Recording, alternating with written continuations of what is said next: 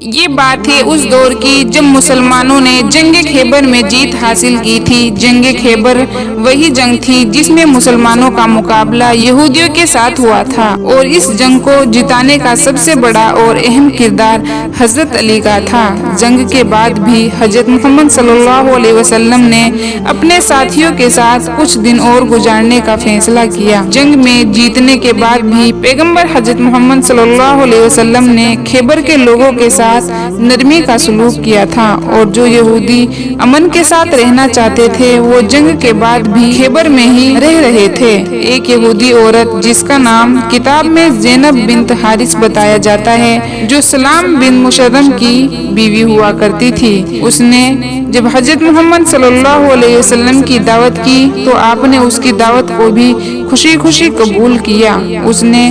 آپ کی دعوت کے ساتھ ساتھ آپ کے پسندیدہ کھانے کے بارے میں بھی پوچھا تو آپ نے اس کو اپنے پسندیدہ کھانے کے بارے میں بتایا۔ دعوت کے بعد کھانے کے وقت آپ اپنے کچھ ساتھیوں کے ساتھ اس کے گھر پہنچے تھے، لیکن وہ عورت جو اندرونی طور پر مسلمانوں کی دشمنی میں جل رہی تھی اور اپنے جیسے اور بھی یہودی سرداروں سے ملی ہوئی تھی، اس نے اس کھانے والے بکری کے گوشت میں زہر ملا دیا تھا۔ یہ زہر دراصل بکری کی ران کے گوشت میں ملایا گیا تھا۔ جب اس نے کھانے سے پہلے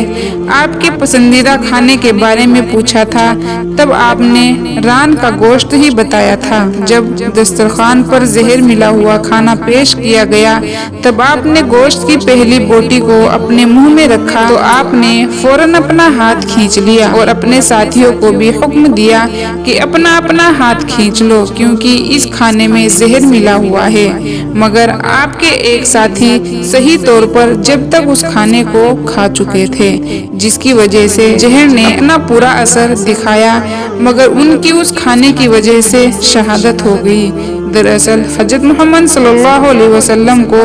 اس بوٹی نے ہی زہر کے بارے میں خبردار کیا تھا۔ اتنا ہی نہیں، جب اس عورت کے ساتھ ساتھ دوسرے یہودیوں سے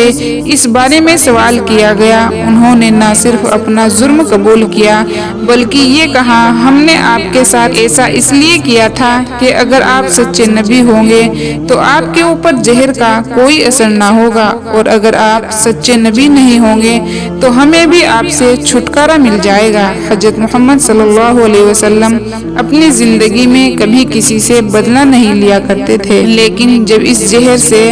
آپ کے ایک ساتھی کی شہادت ہو گئی تھی تو قانون کے مطابق اس زینب بنت حارث کا بھی قتل کیا گیا تھا۔ بخاری شریف میں حضرت عائشہ کہتی ہے کہ جب حضرت محمد صلی اللہ علیہ وسلم کے آخری دن چل رہے تھے تب آپ بیمار رہا کرتے تھے، تو اس وقت آپ اکثر کہا کرتے تھے کہ خیبر کے موقع پر میں نے جب وہ زہر کا بھرا ٹکڑا کھایا تھا تو اس کا درد میں آج بھی محسوس کر سکتا ہوں، اور ایسا معلوم ہوتا ہے کہ میری شیرگ اس زہر سے کٹ جائے گی۔ دراصل وہ یہودی میدان میں مقابلہ نہ کر سکے تھے اور مسلمانوں سے خیبر کی جنگ ہار چکے تھے۔ وہ خیبر کا بدلہ لینے سازش کے طور پر حضرت محمد صلی اللہ علیہ وسلم کو اس کے ساتھیوں کے ساتھ شہید کرنا چاہتے تھے، اس لیے انہوں نے